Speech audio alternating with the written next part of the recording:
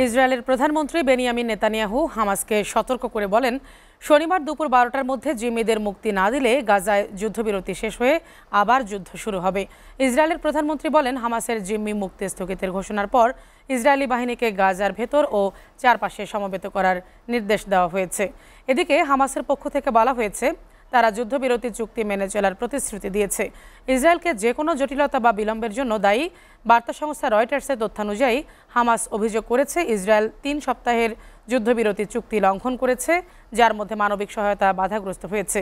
এদিকে মার্কিন president Donald Trump হামাসের এই সিদ্ধান্তের প্রতিক্রিয়ায় বলেন, শনিবারের মধ্যে সব জিম্মি মুক্তি না পেলেও ইসরায়েলের উচিত চুক্তি বাতিল এবং যুদ্ধ শুরু করা। রয়টার্স বলছে, ট্রাম্পের এই দাবিকে স্বাগত জানিয়েছেন নেতানিয়াহু।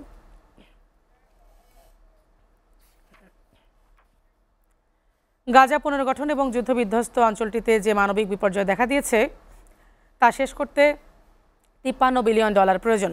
জাতিসংঘ বলছে, এই অর্থের মধ্যে প্রথম 3 বছরেই $20 বিলিয়ন লাগবে। সুবর্ণা রহমানের ডেস্ক রিপোর্ট। ফিলিস্তিনের অবরুদ্ধ গাজা ভূখণ্ড পুনর্গঠন ও যুদ্ধবিধ্বস্ত অঞ্চল জুড়ে চলমান মানবিক বিপর্যয় মোকাবেলায় $5,300 কোটি লাগবে বলে জানিয়েছে জাতিসংঘ।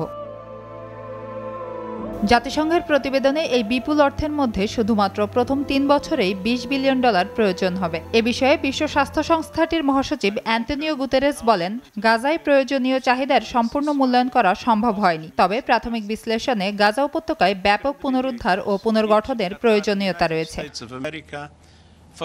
2023 সালের 7 অক্টোবর থেকে ইসরায়েলি বাহিনী ফিলিস্তিনের অবরুদ্ধ গাজা ভূখণ্ডে বর্বরোচিত হামলা চালায়। টানা হামলায় এখন পর্যন্ত 48,000-এর বেশি ফিলিস্তিনি নিহত হয়েছেন, 12,000-এর বেশি মানুষ নিখোঁজ রয়েছেন, আহত হন 1 লাখের বেশি মানুষ।